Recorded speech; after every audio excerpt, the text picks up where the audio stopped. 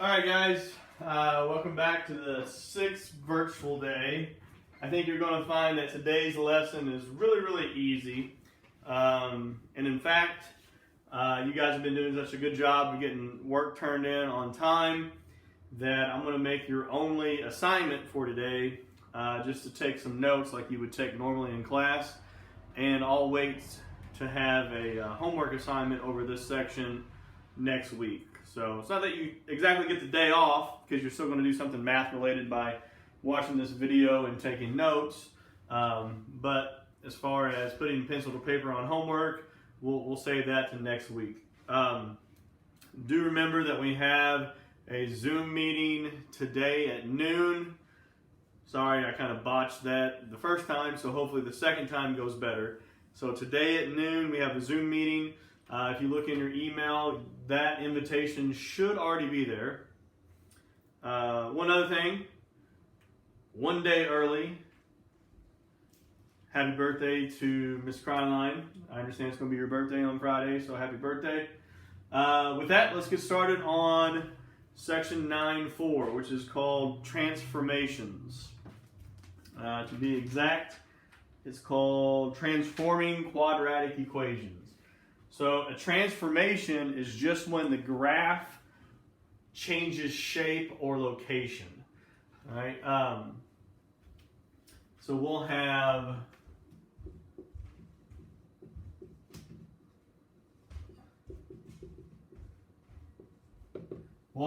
three of them.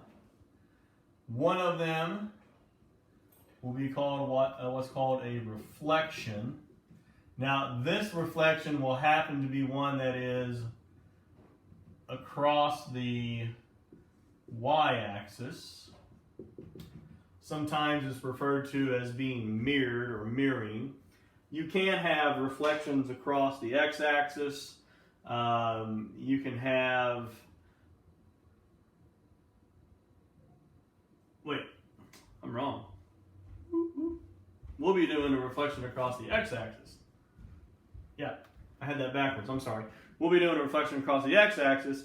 However, in different math, not this year, you will have reflections across the y-axis. Heck, you can even have reflections about a diagonal line, which is kind of weird and scary. But you only have to worry about a reflection across the x-axis. In the second one will be what's called a translation. Sometimes that's called a shift, but it's just literally when you take that parabola and move it up or down. That's all we have to worry about for Algebra 1 is moving it up and down. When you get into Algebra 2, you'll talk about how to move it left and right as well. But again, we're only going to talk about up and down.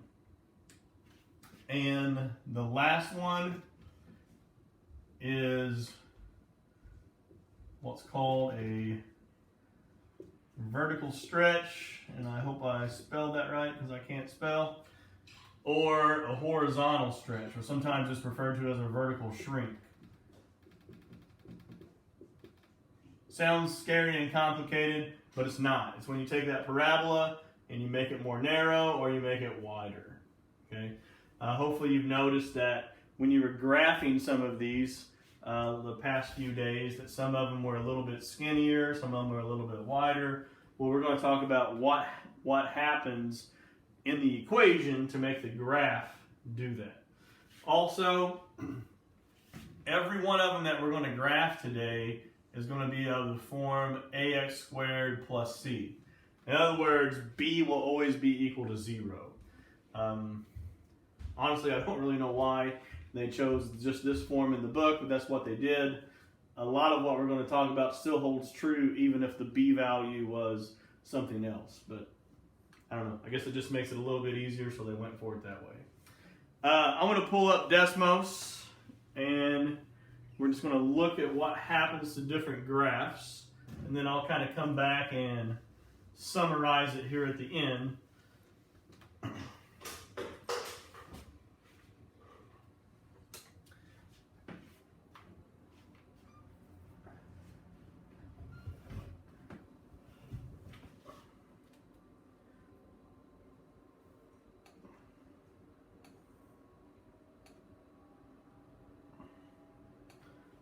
sorry about that, my Chromebook disconnected. So I hope beyond all hope that you can see that, but in case you can't, it says y equals x squared plus 3, and then we have this red graph here. So what I'm going to do this first time is just change the c value, and we'll see what happens to that graph. So I'm going to change it from x squared plus 3 to x squared plus 6.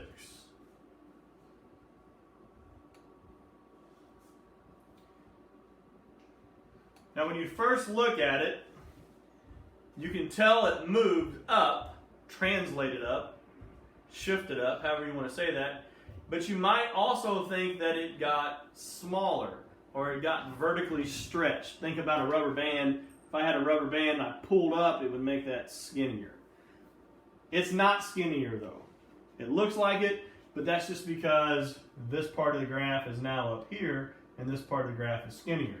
One way you can tell is if I go up 1 from the vertex, this distance right here is 2 units across. Well, if I go to the vertex of our new graph and go up 1, that distance is 2 units across. It is no wider, it is no narrower, it's not any more narrow. It just simply translated up. So it started here and then it moved up here. If I make that graph x squared minus 1, now that same parabola, instead of going up, goes down. That's called a translation down. And again, that's 2 units across. If I go up 1 from the vertex here, that is 2 units across. It's not any more narrow, it's not any wider, so the width didn't change, just the parabola translated up or translated down.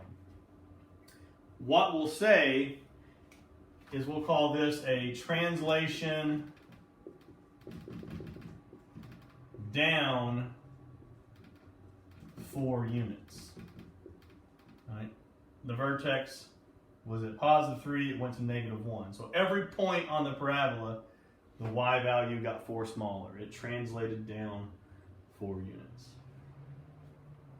Okay? So that's how translations work.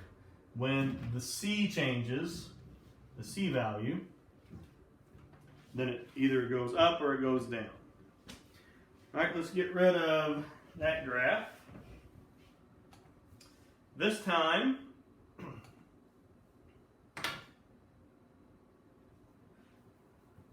let's put in y equals 3x squared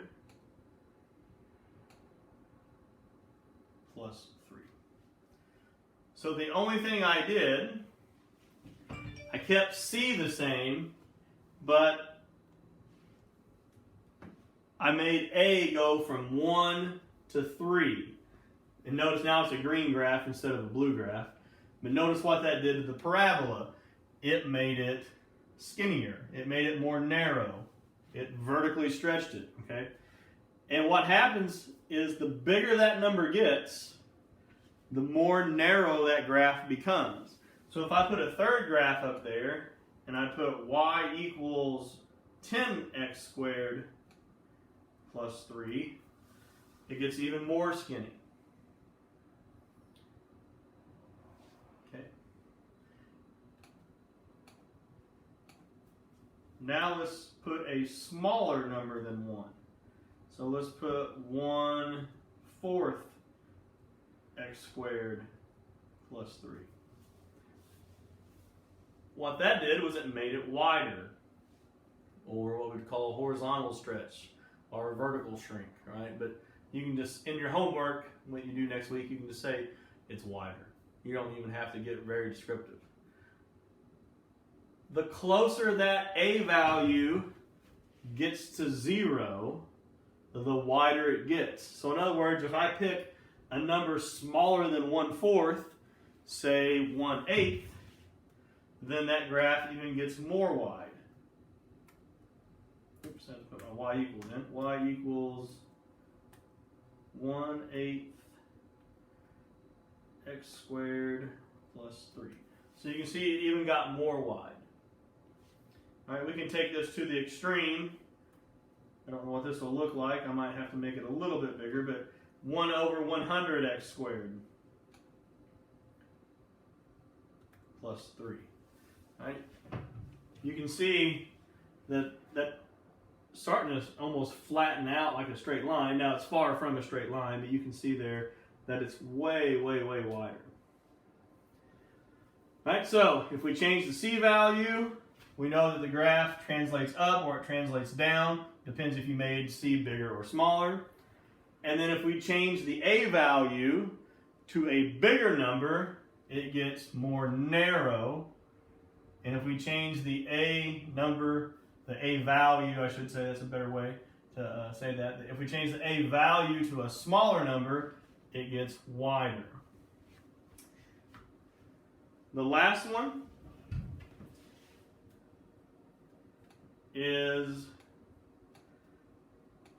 if a not becomes bigger or smaller, but becomes the opposite sign. So if it goes from a positive to a negative or a negative to a positive. So if I have negative x squared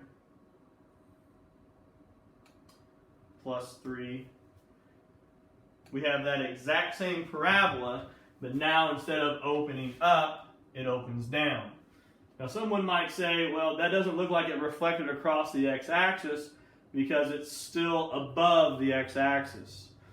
What actually happens is it's first a graph at y equals x squared, it reflects and opens down, and then the plus 3 moves it up 3.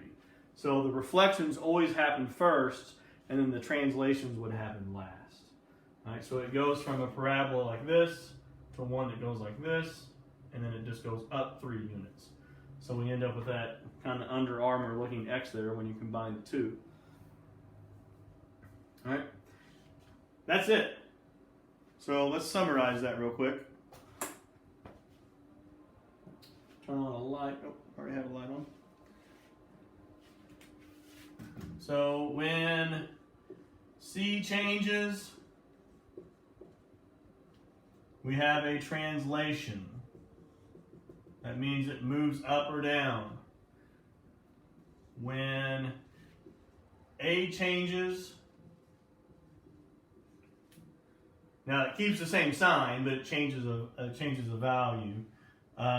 It gets wider or narrower. I guess that's how you would say that. I can't say that. That doesn't sound like a real word. All right, this is it's kind of opposite here.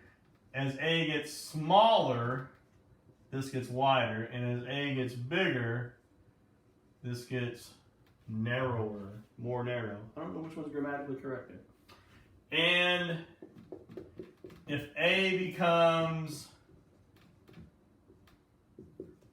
the opposite sign, so positive to negative or negative to positive, then we have a reflection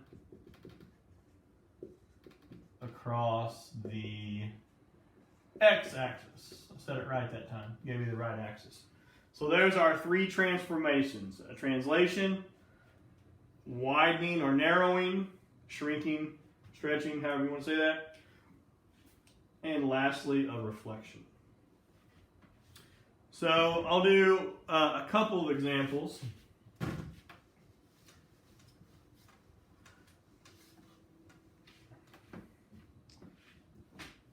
You might have something in your homework eventually that says something like, describe the changes from f of x to g of x. So that would be roughly what the directions say. And then you would be given f of x equals 2x squared plus 4, and g of x equals negative 2x squared minus 3. So what we're saying is, if this is the original graph and it transforms into this graph, what changed? Well, the A value went from +2 to -2, so we had a reflection across the x-axis, right? That's one of them. And then the C value went from 4 to -7, so that graph shifted down, or translation. So we had a translation, it got smaller, so a translation down, 4 to -3 is 7 units. Okay, so if you were to pull up Desmos at home, which you're more than welcome to, you can pause it and do that. Put in this equation, put in that equation. When you compare the graph of this one to the graph of that one, it'll be reflected. In other words, it goes from opening up to opening down. And it'll be 7 units down. All right, let's do one more of those.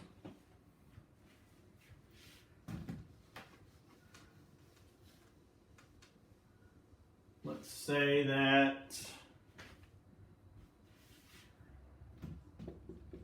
f of x is simply x squared. Now, note here, this is important.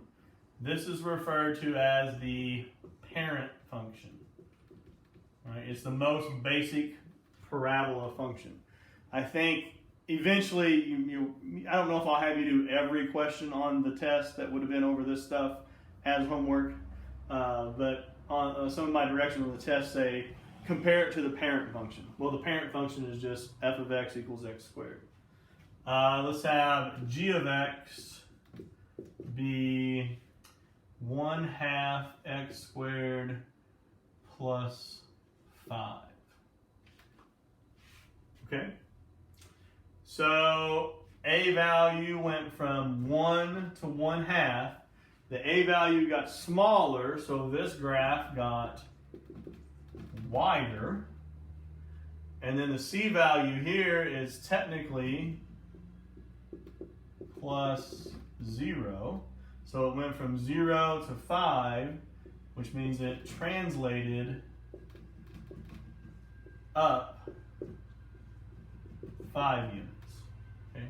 Now you can have all three transformations. If I would have, instead of put positive 1/2, if I would have put negative 1/2, it would have been wider, reflected, and translated up 5 units. Okay? I think that's good enough for today. You got to see a couple of examples. Hopefully you took notes.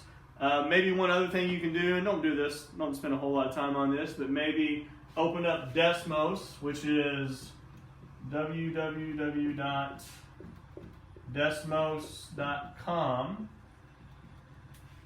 and just put in different quadratic equations and kind of play with it and see how they change, right?